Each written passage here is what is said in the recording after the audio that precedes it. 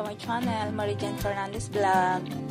Ngayon guys, ipapakita ko naman sa inyo kung paano ako mag-steam ng itlog with itlog maalat at saka century egg. Ito yung itlog maalat dito. Ito yung century egg. Yan. Chinese style steamed egg. Pakita ko sa inyo guys. Ito na yung aking dalawang egg guys. Tapos di ko pa siya ito itapon kasi kailangan ko pa to. Maglagay pa ako ng dagdag na tubig. Yan. Idagdag ko dyan sa i-steam ko na itlog. Dalawa. Tatlo.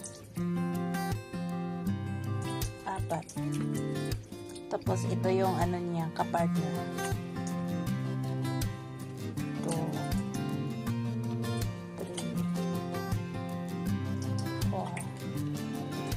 Tapos ito naman yung isa.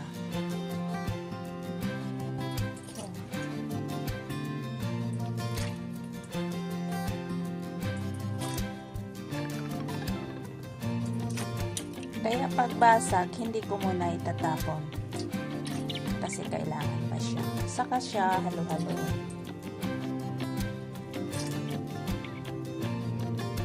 Wow. So, okay na siya guys. Tapos, halo-haloin ko na siya.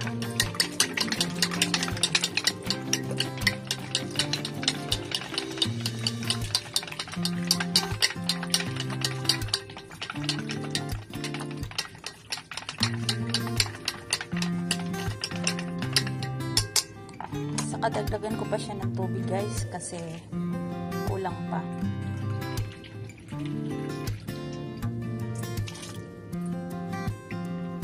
Ganun ang magluto ng itlog dito. Chinese style.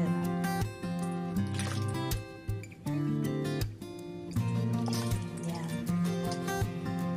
Ito naman guys, ang aking century egg. Hiwain ko na siya. Ang itlog maalat dito, hindi siya luto. Ito yung sauce ng itlog maalat. Kaya, hindi ko na siya lagyan ng iba pang timpla kasi may timpla na yun. Maalat na yung ano.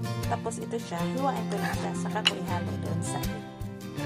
Ito na siya guys, ihahalo ko na siya.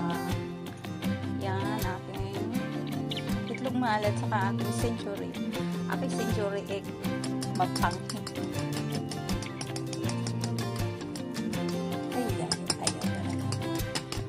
Kahit mabaho to yung, mapangkin yung itlog na, yung century egg, pero masarap pala siya.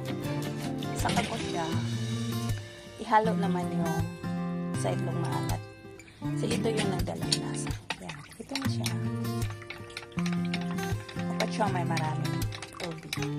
Saka steam ko lang siya ng 10 minutes, 15 minutes. Suppose, pag maluto na siya guys, mag-init ako ng mantika, mag-slice ako ng pinong-pino na sibuyas dahon. Saka ko siya ilagay sa ibabaw. Yan. Ito na siya guys. Ang aking Chinese style steamed egg with century egg and itlog maalat. See you later. Nilipat ko na siya guys kasi dito ko talaga siya i-steam. Tapos i-cover ko siya ng cling wrap bago ko siya i-steam. Habang naka-steam, nakabalot siya naka-cover siya ng cling wrap. Dapat talaga haluin siya ng haluin guys. Para yung itlog mapino yung niya. Parang grano. Yung una guys, ayaw ko talaga nitong century egg. Pero sa ngayon, gusto ko na siya kainin. Mabaho siya. Uy, sayang pa. Paano siya guys? Mapangkin as in.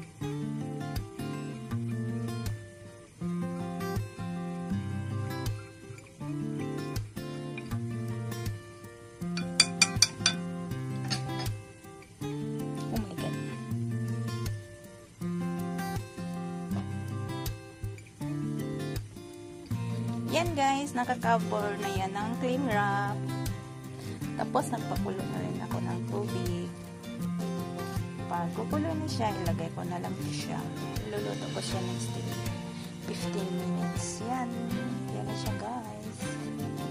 Ang aking egg.